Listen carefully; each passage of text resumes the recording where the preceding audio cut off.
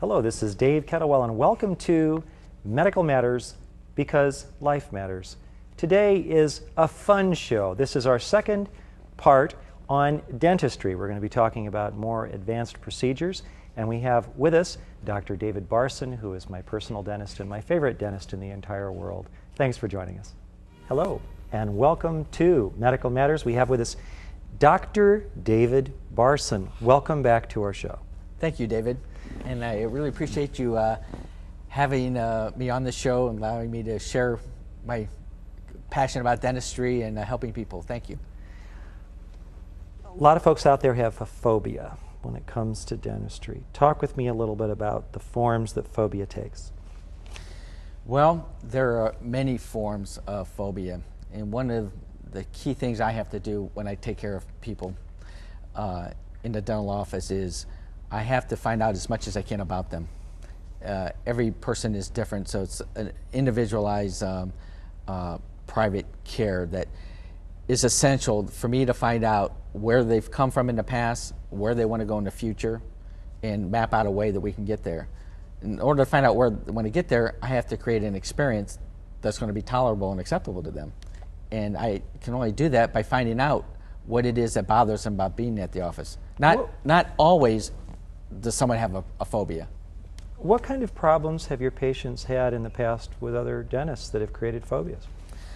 For the most part, it's they're usually communication problems. You know, people, I find that if a person is in control, and this doesn't really have to be phobia, this is the way I wish to practice in that individualized care mode, is that everybody wants to be in control, and I think they should be, of their health and what they are having done to themselves.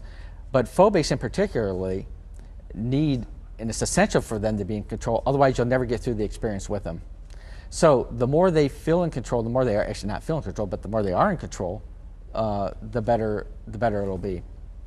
And so by me finding out, for instance, that they don't want to lay back because they have a fear of choking, or they gag, so you know they can't put different things in their mouth. So I have to alter the way I do things based upon what I'm hearing, and which is the key issue.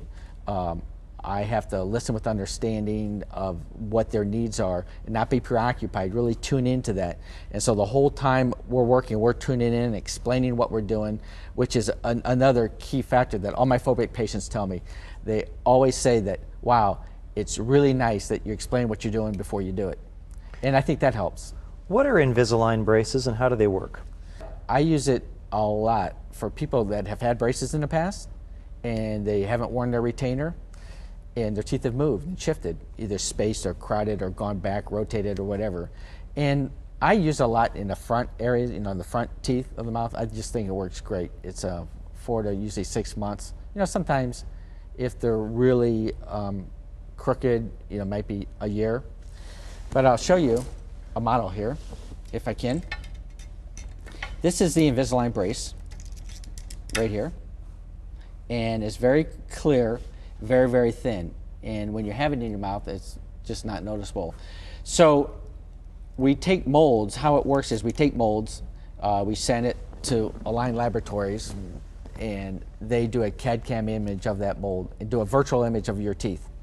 From that, they make these set of aligners, and each one moves the teeth 1/4 millimeter. So there's a series of the aligners. You wear each one for 2 weeks. And so you get 1/4 millimeter movement, 1/4 millimeter movement until the teeth are the way you want them. So instead of attaching a band to a tooth, as in conventional orthodontics, and then wiring them, you use a plastic cover, which has just a little bit of turn in it, and it moves that tooth over a period of time. And then you get another one that moves at another 1/4 of a millimeter, which is it's about as thick as an index card or 2 index cards maybe? A little thicker, but not that much. So it's a little teeny incremental movement, but you don't have to wear braces. And you can't even tell you have them on because they're clear and they just go right over the teeth. Right. And the big advantage is comfort. The big advantage is cleansability. And one of the big advantages I found out from wearing them myself, I'll put mine in later on in the show, David, just to show you at the end how you don't notice that they're there, is it decreases your snacking because the only thing you can do with the Invisalign braces is drink water.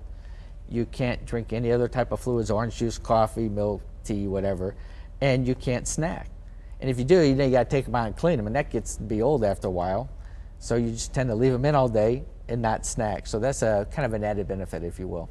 For more Medical Matters television shows, go online to medicalmatters.tv.